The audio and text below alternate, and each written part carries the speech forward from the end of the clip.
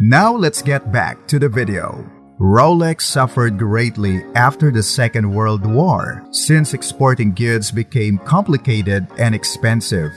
Hans was upset at the predicament, and to make matters worse, another tragedy transpired. In 1944, his wife passed away.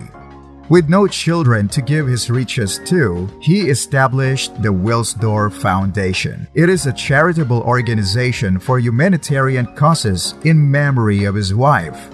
And before he passed away, Hans gave full ownership of Rolex to the Wilsdorf Foundation. It continues to operate and manage the company today. Since it is a foundation, it will never be sold nor taxed. Instead, a sizable portion of the funds is donated to non-profit activities like educational grants and watchmaker trainings. Rolex went on to create the Rolex Oyster Perpetual, the very first waterproof and self-winding wristwatch. The Rolex Datejust is just the first waterproof and self-winding wristwatch that also shows the date of the month on the dial. It was followed by Rolex Day-Date, which now shows the day of the week. Finally, the legendary Rolex Submariner, the first deep-diving waterproof wristwatch that can reach to a depth of 100 meters and still function. There's a myth that a Rolex must be easily recognizable from 20 feet away before it leaves the factory or to be a Rolex design. The brand is a very distinctive aesthetic, athletic, and sporty. Their wristwatches were developed and meant to be tools, and it continues to be their primary identity now. Hans Wilsdorf passed away in 1960. It wasn't until then that Rolex began to position itself as the premium brand it is today. The firm shifted its marketing efforts to present Rolex as an exclusive watch line for members of high society. Nowadays, it is acknowledged as the world's best watch brand, a luxury status symbol. Since no one knows how Rolex functions, it is almost impossible to evaluate anything the company accomplishes. Because it has no shareholders and it's not obligated to reveal its financial activities, Rolex is able to retain a very high level of secrecy. Thanks to this arrangement, despite being the most recognizable watch brand in the world, not much is known about the business's internal operations. This includes how the business is run, who specifically runs it, how much money it makes, or what it does with that money. Nobody is aware of the annual and per-model production numbers for Rolex watches. Some argue that the foundation is just a cunning technique for Rolex and its affiliates to preserve their wealth and influence. There are rumors that in order to prevent surplus from being sold at a discount, Rolex buys back obsolete stocks from retailers. When Hans noticed they were losing out on sales from customers who couldn't afford a Rolex, rather than creating a cheaper model, they launched a brand named Tudor. Rolex and Tudor watches are identical. The Tudor brand name was produced so they wouldn't jeopardize the company's reputation by being generally available and economical.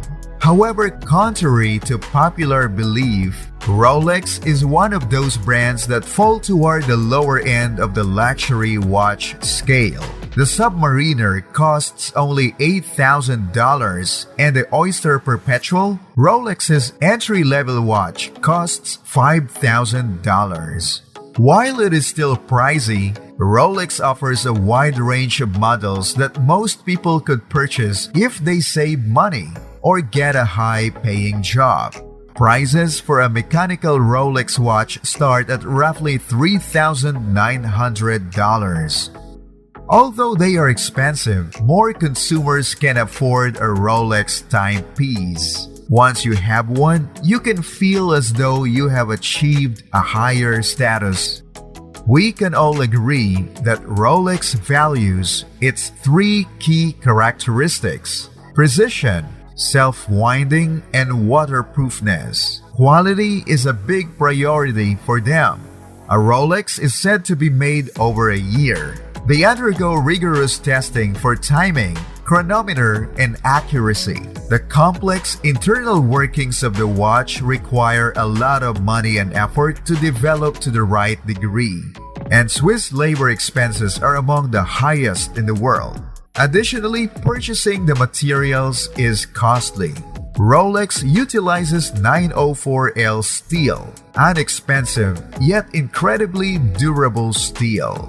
What's more, the company melts its own steel and gold. The idea behind a Rolex is that if you buy one now and take care of it, it will last for 20 or even 100 years. They are pricey because you invest in something that will last you a lifetime. They are something you can also pass on to future generations. Furthermore, they are examined by the impartial Swiss Chronometer Testing Institute.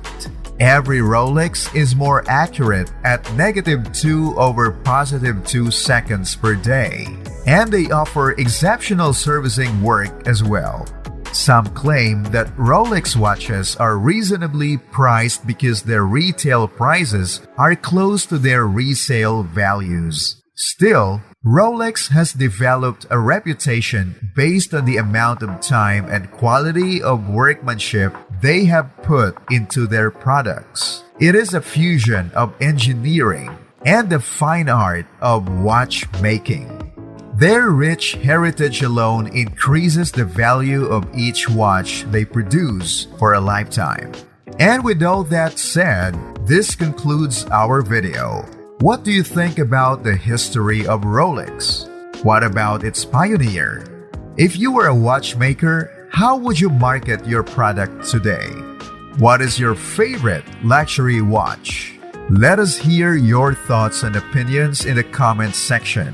Make sure to like, share, subscribe, and hit the notification bell if you haven't already.